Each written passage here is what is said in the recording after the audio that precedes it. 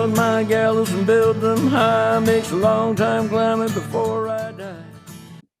Hello everybody, welcome to Shortbangers. I'm Matty. I'm Colin. How are you? I'm alright, mate. Aye. How's the recovery going? Feet up?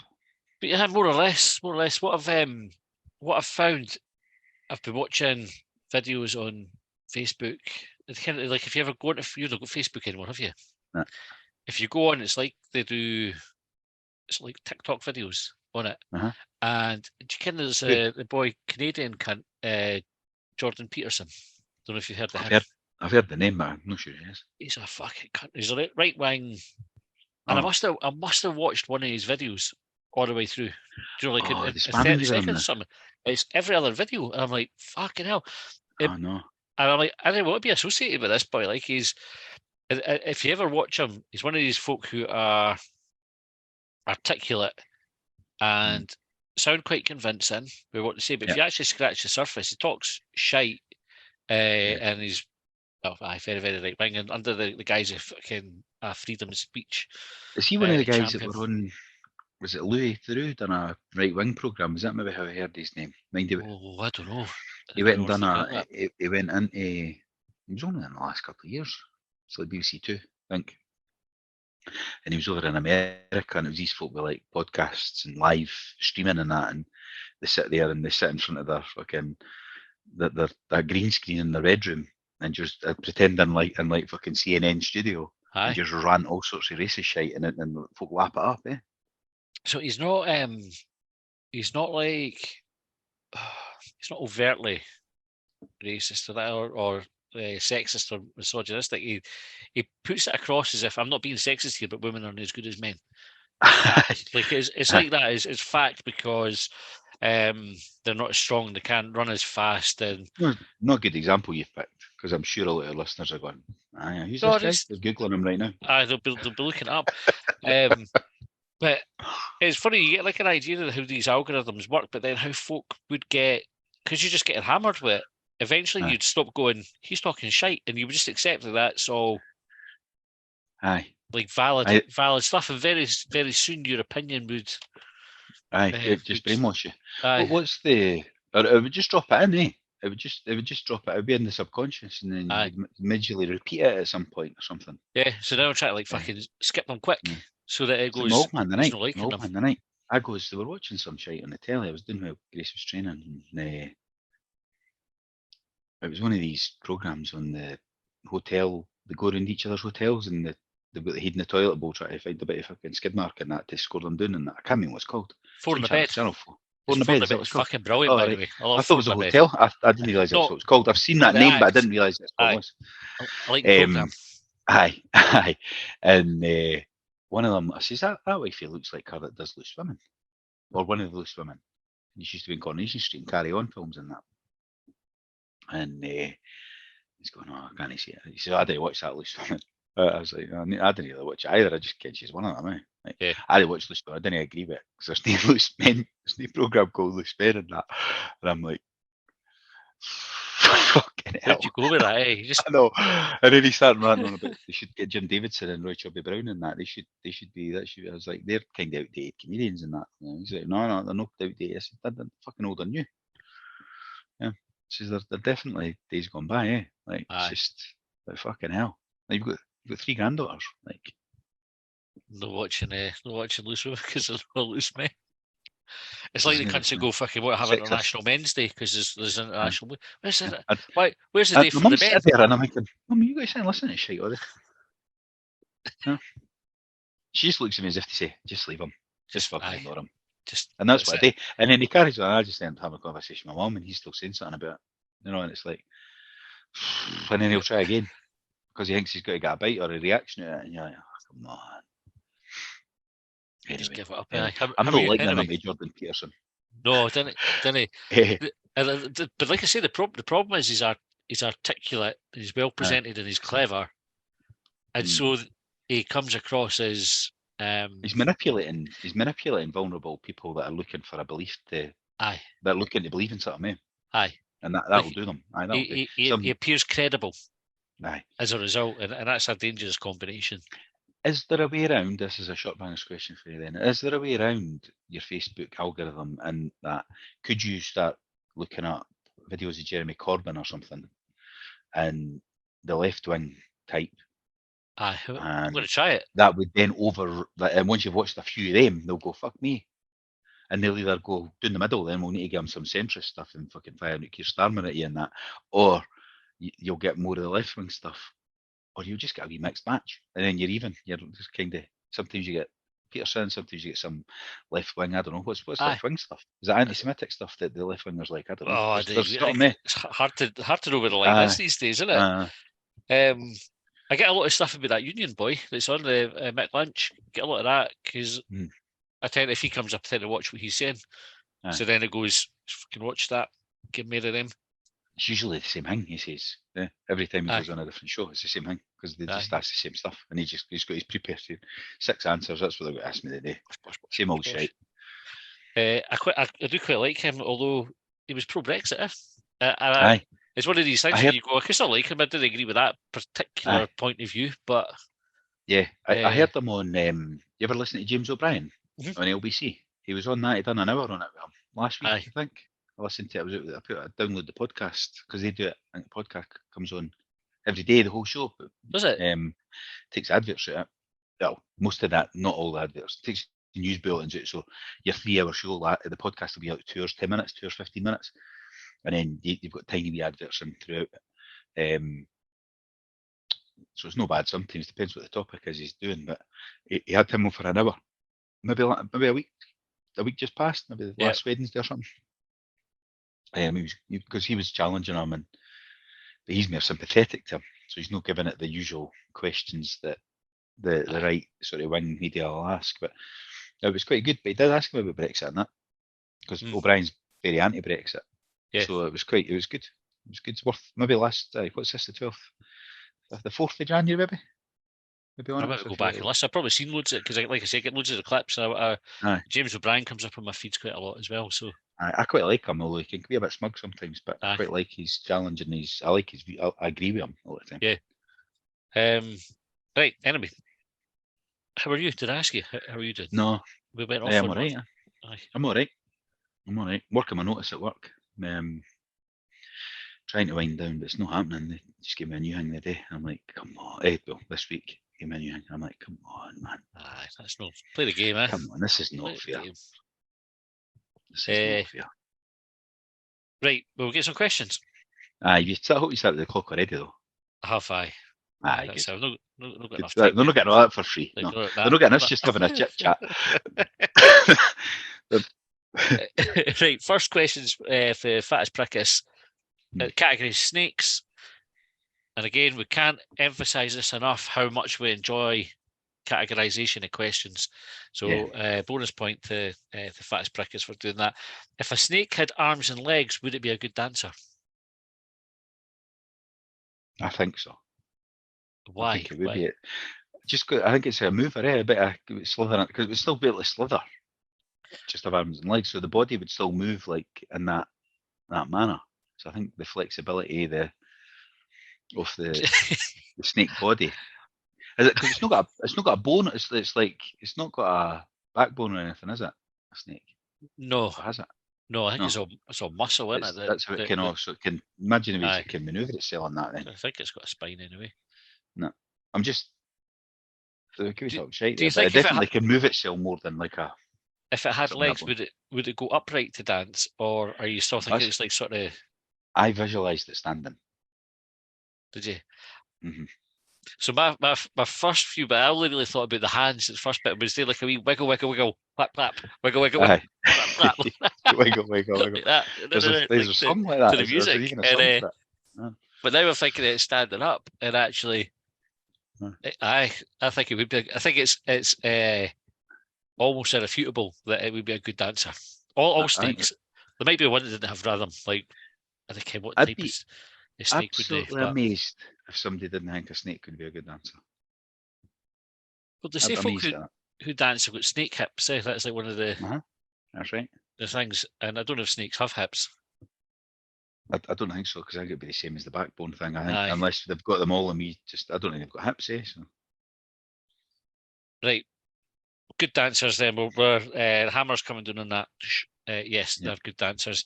And also, our snake's basically a big, long, angry tail with a head. I think there's more to them than that. But I can see where he's coming from. Maybe it's a I can big see neck. both sides here. Yeah. That's It could be like a really thin arm or leg. So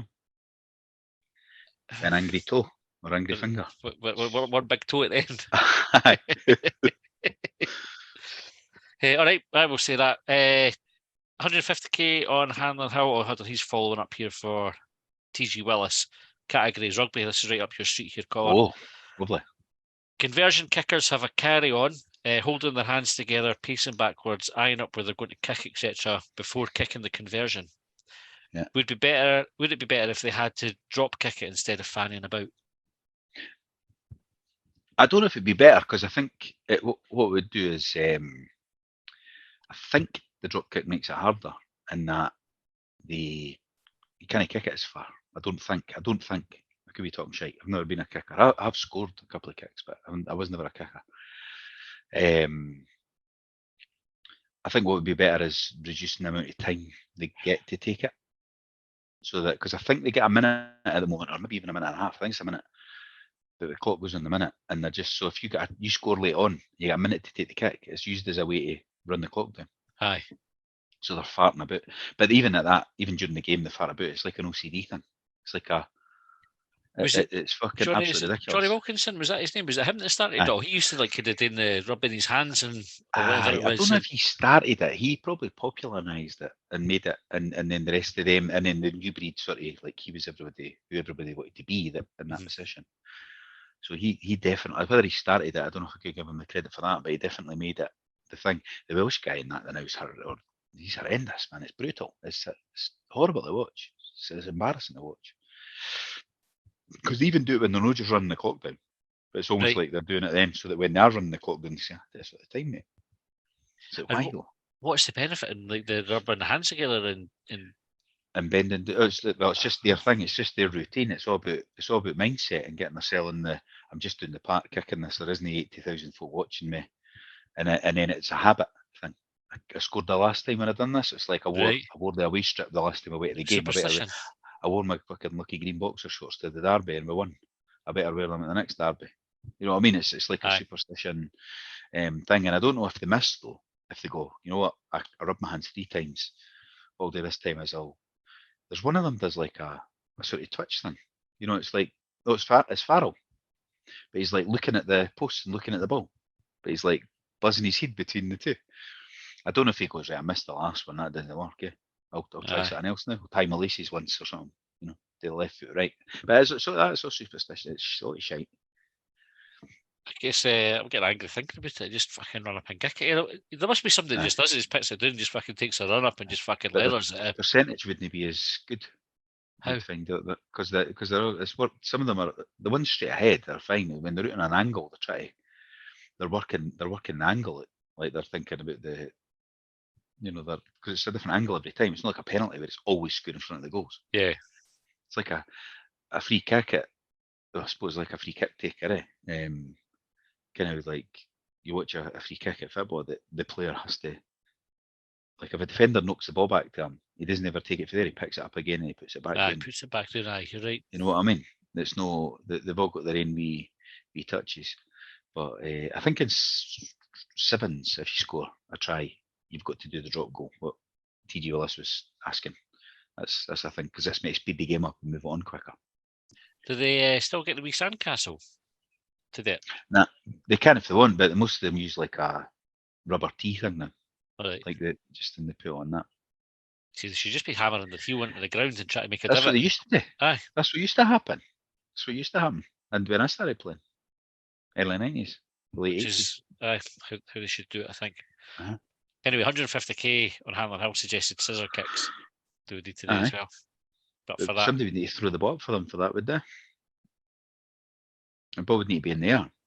Aye, that'd make it be harder to do that with a rugby ball, then, because no, if you just you would catch. Sometimes you'd catch the bottom of it, and it would top. You know what I mean? Aye. Aye, so it would be perfect for that. Aye. They're badly designed rugby balls. Definitely. I mean, you think about whoever's done that, they should Yeah. should That's what I revisit say. that at some point. Somebody Yeah. should point out the flaw, especially when it's like fucking they're running after it and it bounces. How are you made a scissor kick that? Hey, Ken, that's Aye. what you're thinking. Aye. Or he did it. That's why they did it. He did it because imagine Mm. trying to do that. Is it illegal to head on the ball in rugby?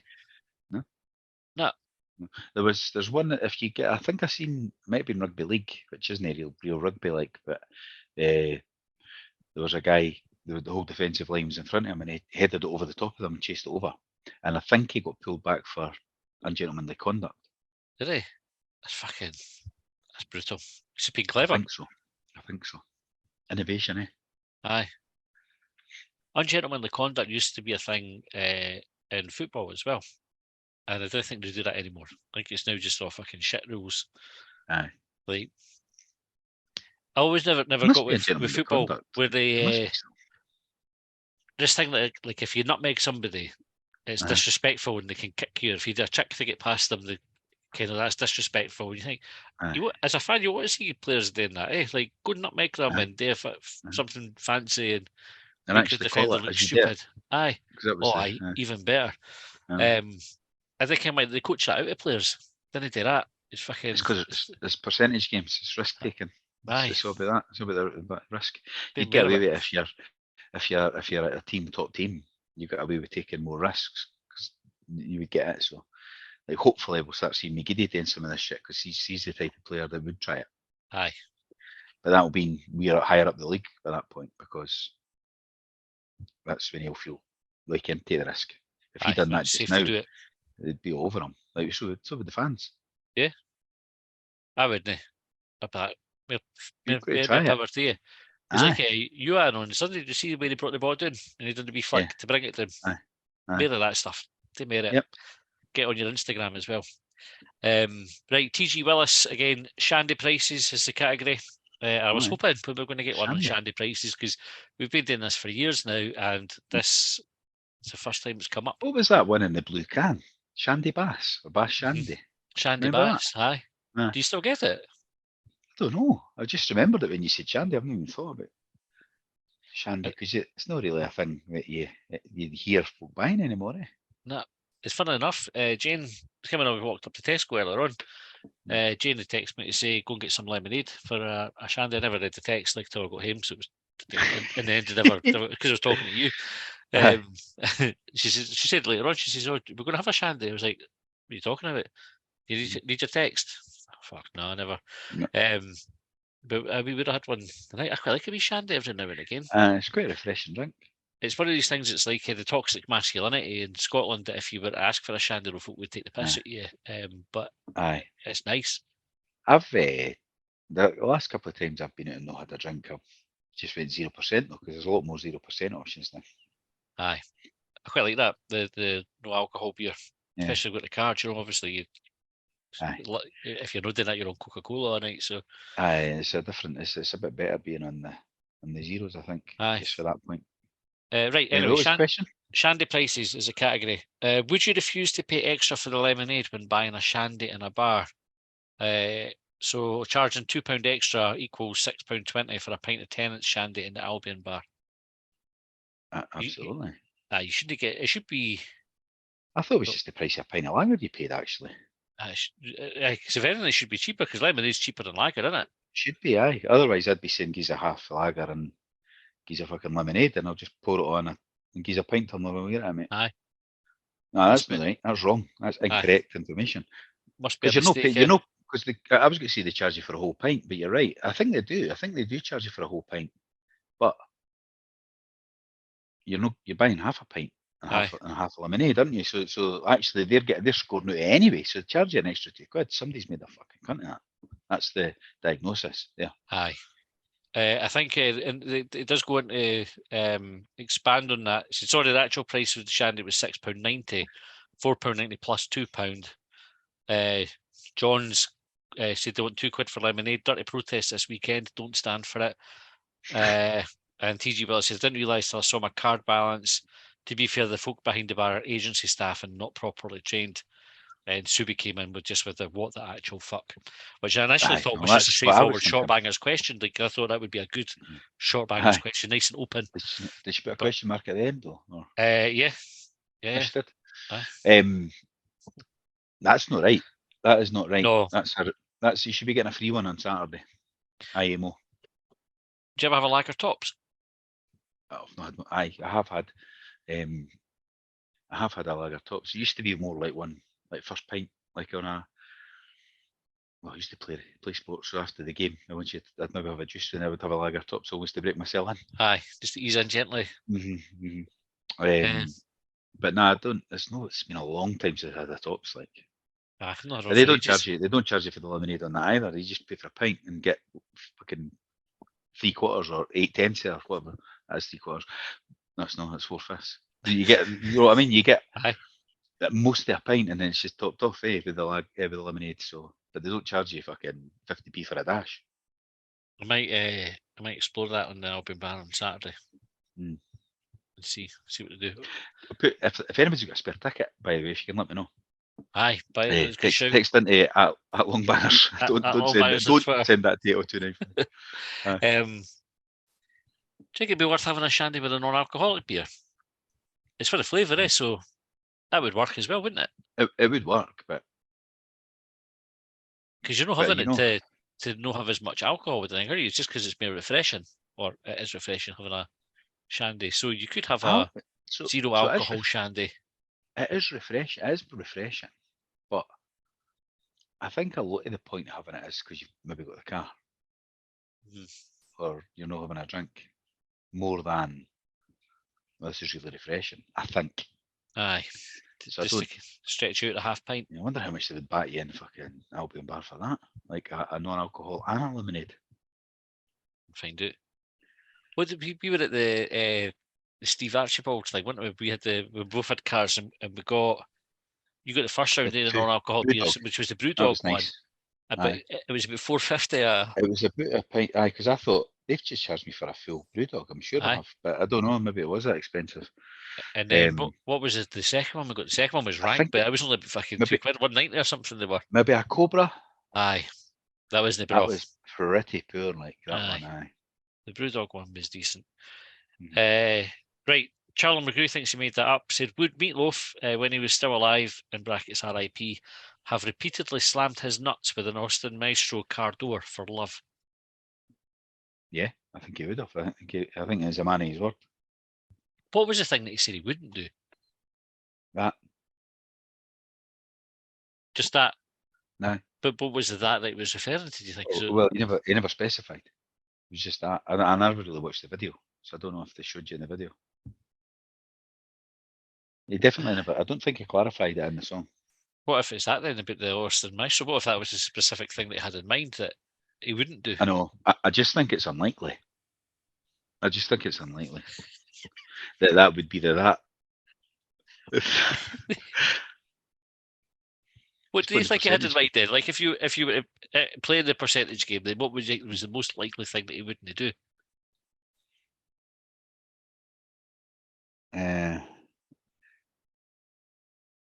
It'd probably be clean the bathrooms or pick her up for a night out at fucking 2 a.m. when you're already in your bed. Watch Loose Women until they've got a loose man. Aye, am I? Hope my dad never fucking stumbles across this and listens.